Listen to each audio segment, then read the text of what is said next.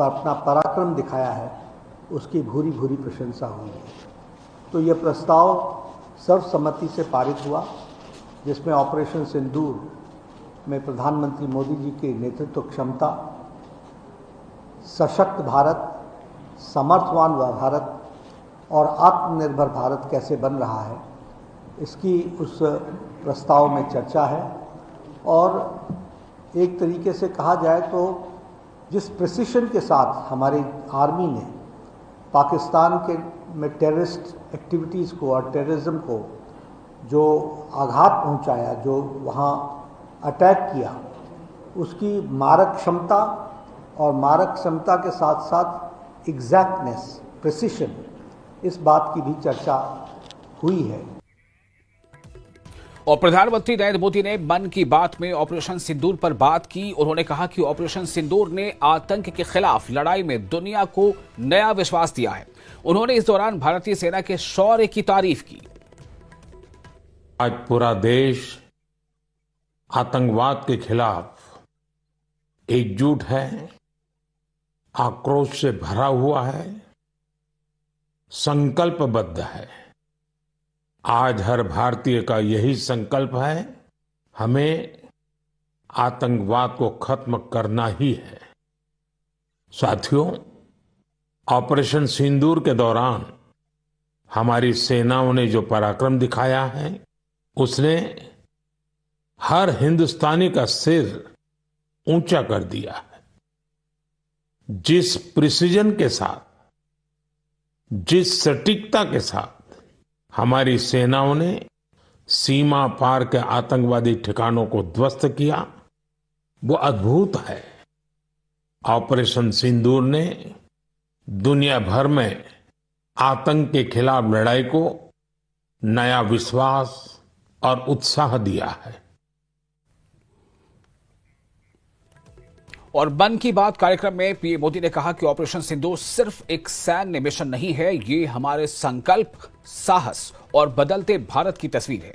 और इस तस्वीर ने पूरे देश को देशभक्ति के भाव से भर दिया है। ऑपरेशन सिंदूर सिर्फ एक सैन्य मिशन नहीं है, ये हमारे संकल्प, साहस और बदलते भारत की तस्वीर है। और इस तस्वीर ने पूरे देश को देशभक्ति के भावों से भर दिया है, तिरंगे में रंग दिया है।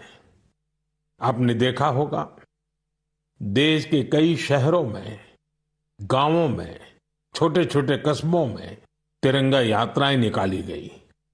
हजारों लोग हाथों में तिरंगा लेकर देश की सेना, उसके प्रति वंदन अभिनंदन करने निकल पड़े। कितने ही शहरों में सिविल डिफेंस वॉलेंटियर बनने के लिए बड़ी संख्या में युवा एकजुट हो गए। और हमने देखा, चंडीगढ़ के वीडियो तो काफी वायरल हुए थे।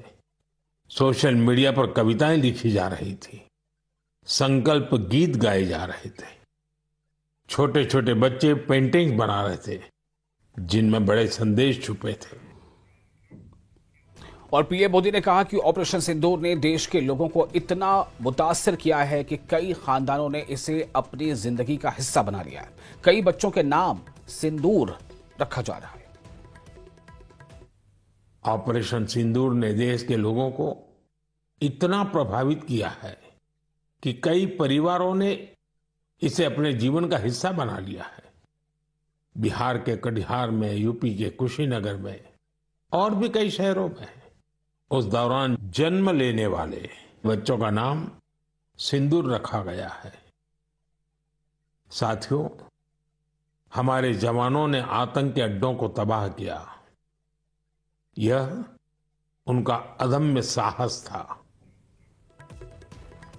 और पाकिस्तान के झूठ की एक बार फिर पोल खुली है। पाकिस्तान के पीएम शहबाज शरीफ ने पाकिस्तान के फील्ड मार्शल आसिम मुनीर को चीन की सेना की तस्वीर भेंट की है।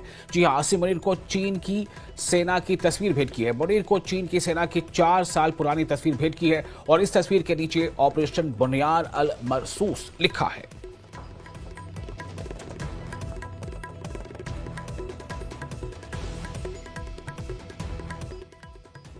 पाकिस्तान हाई कमीशन में जासूसी से जुड़े मामलों की एक लंबी फहरिस्त है, जहां पाकिस्तान उच्चायोग भारत में आईएसआई की आंख और कान बनता रहा है।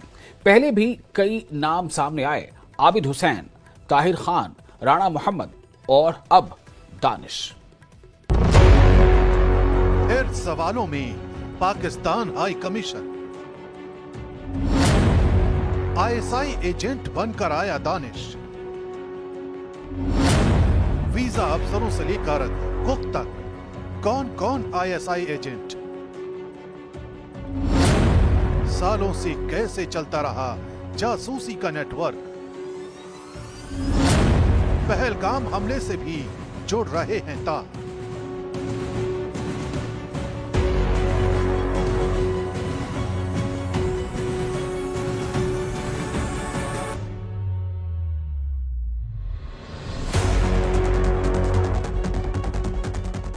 दिल्ली में पाकिस्तान हाई कमीशन के भीतर काम करने वाला एक नाम दानिश अब भारतीय एजेंसियों के रडार पर है। आरोप है कि दानिश सिर्फ एक स्टाफ मेंबर नहीं, बल्कि आईएसआई का पूरी तरह से प्रशिक्षित एजेंट है, जो भारत की संवेदनशील